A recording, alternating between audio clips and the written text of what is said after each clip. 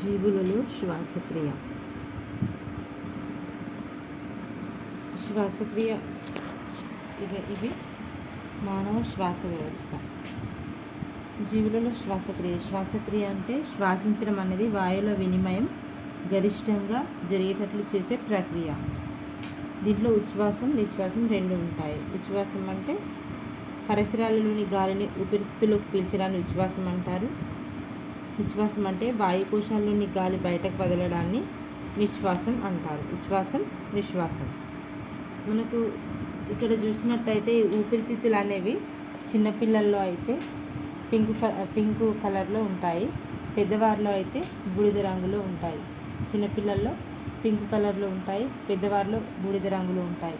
ఈ ఊపిరితిత్తుల షేప్ అనేది ఆకారం అనేది ట్రయాంగిల్ షేప్ త్రిభుజాకారంలో ఉంటుంది. దీని యొక్క ఊపిరితిత్తుల యొక్క అధ్యయనాన్ని మనం ఏమంటామంటే పల్మనాలజీ అంటారు. ఈ కుడి ఊపిరితిత్తు అనేది పెద్దదిగా ఉంటుంది, ఎడమ ఊపిరితిత్తు చిన్నదిగా ఉంటుంది. ఈ కుడి ఊపిరితిత్తు పెద్దదిగా ఉంటుంది, ఎడమ ఊపిరితిత్తు చిన్నదిగా ఉంటుంది. ఇది ఊపిరితిత్తు అనేది స్పాంజిని పోలిన నిర్మాణాన్ని కలిగి ఉంటుంది. దీని యొక్క వాయుగోన్లను ఇక్కడ ఉన్నాయి కదా, వాయుగోన్లు అనేవి ఇక్కడ ఉన్నటువంటి ఈ వాయుగోన్లను నిర్మాణాత్మక క్రియాత్మక ప్రమాణాలు అంటారు.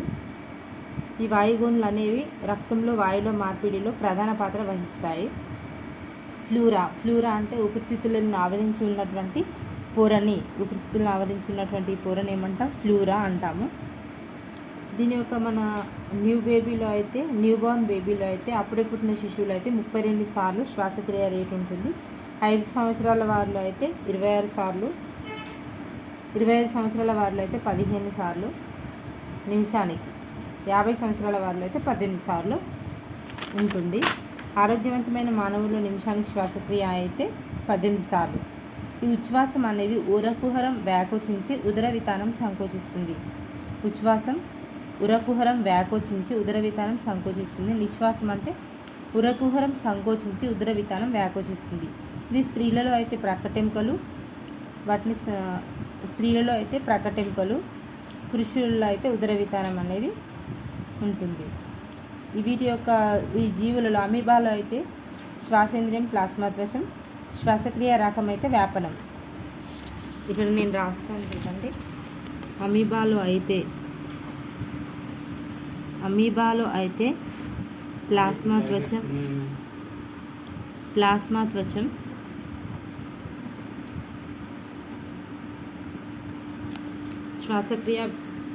శ్వాసక్రియ యొక్క రకం అనేది వ్యాపనం. దీన్ని డిఫ్యూజన్ అంటారు. అమీబాలో ప్లాస్మా త్వచం ద్వారా జరుగుతుంది, దీన్ని వ్యాపనం అంటారు. శ్వాసక్రియ రకం. నెక్స్ట్ వానపాములో అయితే వానపాము లేదా జలగ. వానపాము మరియు జలగలు చూసినట్టయితే దేని ద్వారా జరుగుతుందంటే చర్మం ద్వారా జరుగుతుంది. దీన్ని చర్మ శ్వాసక్రియ అంటారు.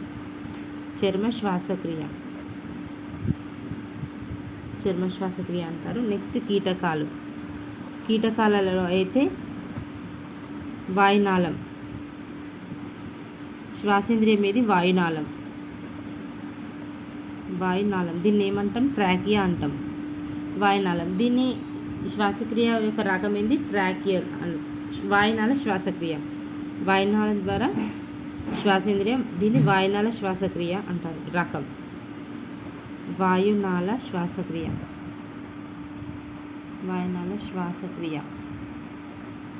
నెక్స్ట్ కప్పలలో చర్మం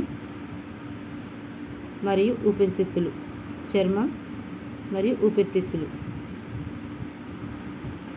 ఊపిరితిత్తులు. దీంట్లో చర్మం ద్వారా జరిగితే చర్మ శ్వాసక్రియ.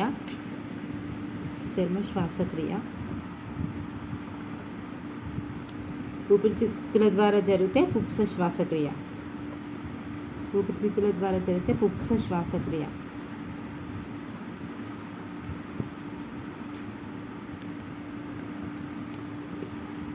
నెక్స్ట్ రొయ్యలు పీతలు. రొయ్యలు మరియు పీతలలో అయితే పుస్తకాకార మొప్పలు. ఇదేంటి రకం? శ్వాసేంద్రియం అనేది పుస్తకాకార మొప్పలు.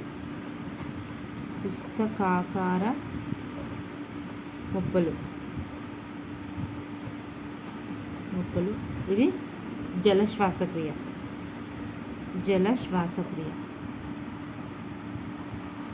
నెక్స్ట్ తేలులో అయితే పుస్తకాకార ఊపిరితిత్తులు ఉంటాయి.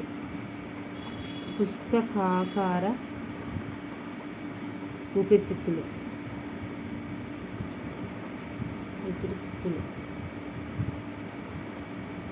ఇది పుస్తకాకార ఊపిరితిత్తులు. వీటిని బుక్ షేప్ లంగ్స్ అంటారు. దీనిలో పుప్స శ్వాసక్రియ జరుగుతుంది.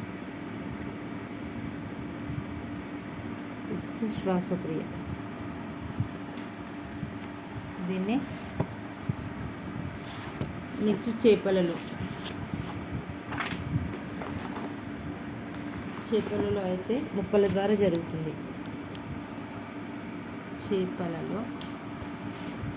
ముప్పల ద్వారా ఇది జల శ్వాసక్రియ. చేపలలో జల శ్వాసక్రియ.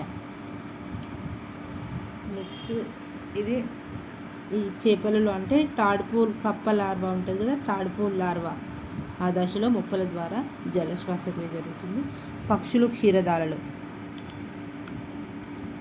మరియు క్షీరదాలలో పుప్స శ్వాసక్రియ జరుగుతుంది.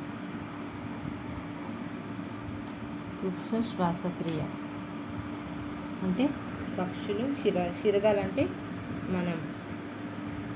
మానవులు మళ్ళా పాలిచ్చి పెంచే జీవులు క్షీరదాలు. పక్షులు క్షీరదాలలో ఊపిరితిత్తుల ద్వారా జరుగుతుంది. ఇది పుప్స శ్వాసక్రియ. పక్షులు క్షీరదాలలో ఊపిరితిత్తుల ద్వారా జరుగుతుంది.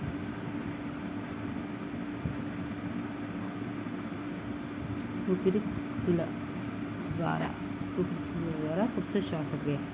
పక్షులు క్షీరదాలలో ఊపిరితిత్తుల ద్వారా పుప్స శ్వాసక్రియ జరుగుతుంది. ఇదైతే ఇంకా ఆక్సిజన్ మార్గం అనేది బాహ్యనాసిక రంధ్రాలు. దీనిలో ఎట్లుంటుందంటే బాహ్యనాసిక రంధ్రాలు, తర్వాత నాసికాగ్రం, బాహ్యనాసిక రంధ్రాలు, నాసికాగ్రం, అంతర్నాసిక రంధ్రాలు, గ్రసని, స్వరపేటిక, వాయునాళం, శ్వాసనాళం, ఊపిరితిత్తులు, శ్వాసనాళికలు, వాయుగుములు, రక్తం. ఇది ఆక్సిజన్ మార్గం. ఇదే ఇంతకుముందు వీడియోలో అడిగారు కాబట్టి నేను ఇప్పుడు ఎక్కువ టైం లేదు, ఎక్కువగా నేను వివరించి కాబట్టి ఈ మాత్రమైనా నేను వీడియో పెడుతున్నాను. వేరే పని నాకు కొంచెం ఇప్పుడు వీలు కాకపోవడం వల్ల నేను ఈ వీడియో ఇంతలో పెడుతున్నాను. ప్రతి ఒక్కరు వీడియో లైక్ చేయండి.